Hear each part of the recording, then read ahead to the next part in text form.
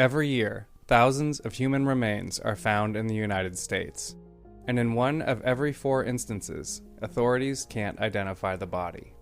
That's starting to change. I'm Dave Killen, co-host of The Unidentifieds, a new limited series podcast from the Oregonian and Oregon Live.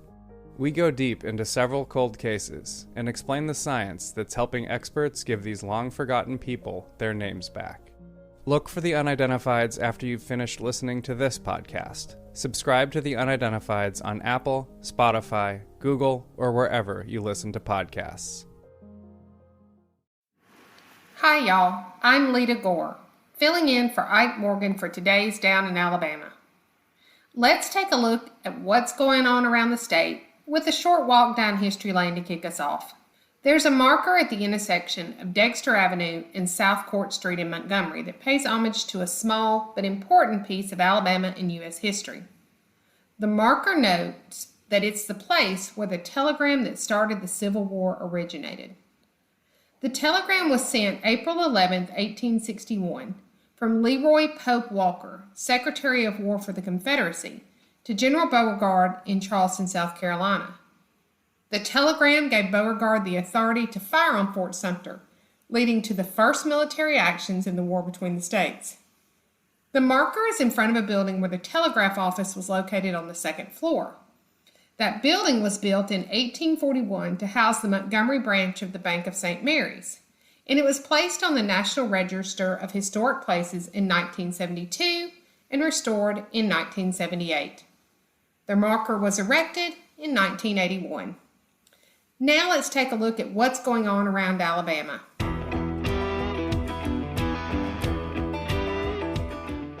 There may be some good news in the upcoming hurricane season.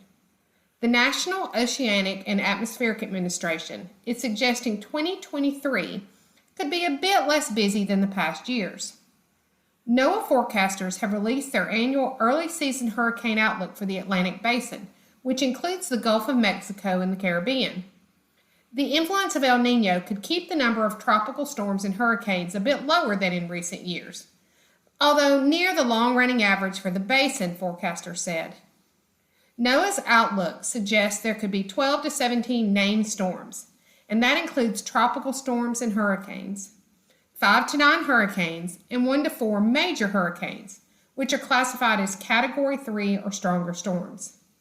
According to NOAA, an average season in the Atlantic Basin has 14 named storms, 7 hurricanes, and 3 major hurricanes. The Atlantic hurricane season officially begins in 1 week on June 1st. It lasts until November 30th. The Alabama House of Representatives has passed a bill to provide a one-time tax rebate to people who filed income taxes last year. The bill would provide a rebate of $210 to individual taxpayers and $420 to married couples filing jointly. It's a revised version of Governor Kay Ivey's proposal for a $400 rebate for individuals and $800 for couples. The rebate would be paid from a $2.8 billion surplus in the education budget. The surplus is available because revenues to the Education Trust Fund exceeded spending during the last fiscal year, which ended September 30th. The rebates would use up $546 million of the surplus.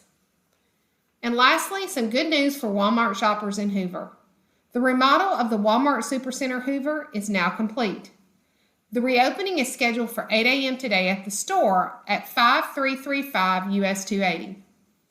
There will be a celebration for customers at the newly refurbished store and the unveiling of a community-inspired mural by local artist Joe Bullock. That's all we have for today. Be sure to check back with AL.com throughout the day for the latest in what's going down around Alabama.